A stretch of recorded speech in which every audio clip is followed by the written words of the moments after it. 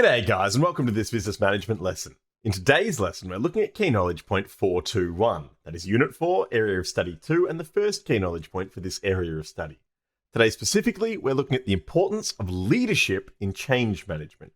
This area of study is all about change management and how to implement change, how to monitor change, how to determine whether change has been successful. This is sort of carrying on from the last area of study where we talked a lot about how to prepare for change and what you'll need to do to ensure that you're setting off on a change journey successfully. This area of study very much builds upon that knowledge. And now we're talking about how to do change, how to make sure change is effective in business.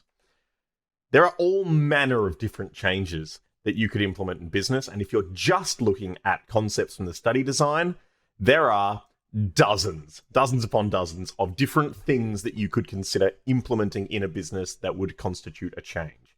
Maybe you adopt an autocratic management style when you were previously persuasive. Maybe you implement a just-in-time management system for your inventory. Maybe you look at implementing automated production to speed up or to improve the effectiveness and efficiency of your operations system. There are dozens of new strategies that you could try adopting in a business.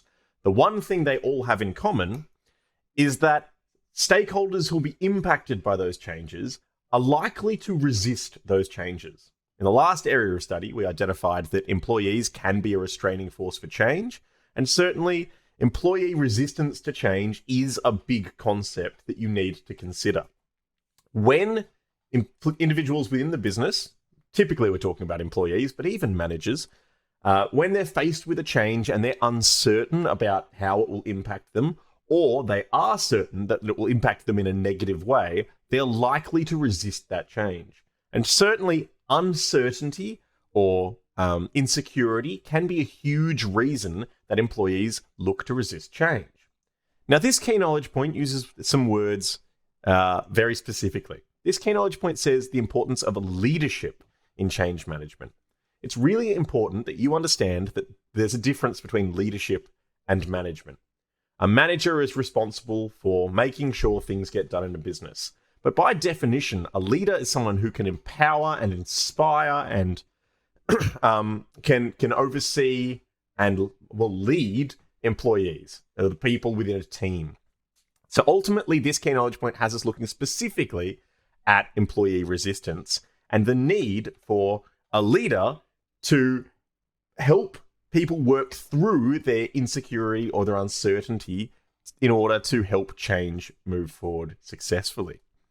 If leadership is the ability to inspire and motivate individuals, to influence individuals to achieve business objectives, then we can start to see that where employees are likely or can be expected to resist change, it's going to take a leader to help overcome that resistance. The leader is going to have to work with those employees to communicate transparently and to support them in order for them to feel secure moving forward with this change.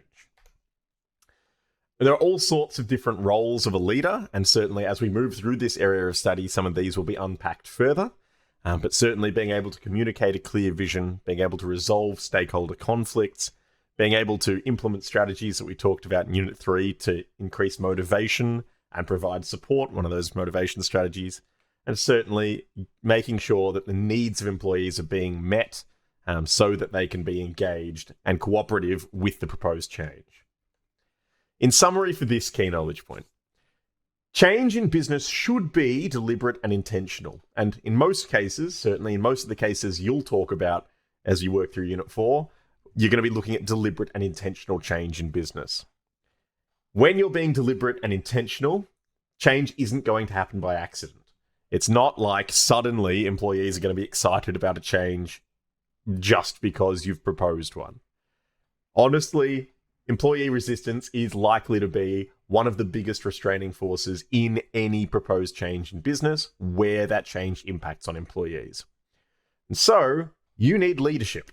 You need someone who is going to manage that change, who's capable of working with employees to support them, to provide them with what they need, and to show them that there's nothing to be afraid of, or to communicate very transparently about the exact impacts that this change will have on them so they can be prepared for it. And certainly that leader is going to need to support them through that change in order for the change to be able to be implemented successfully. That's all for today. See you next time.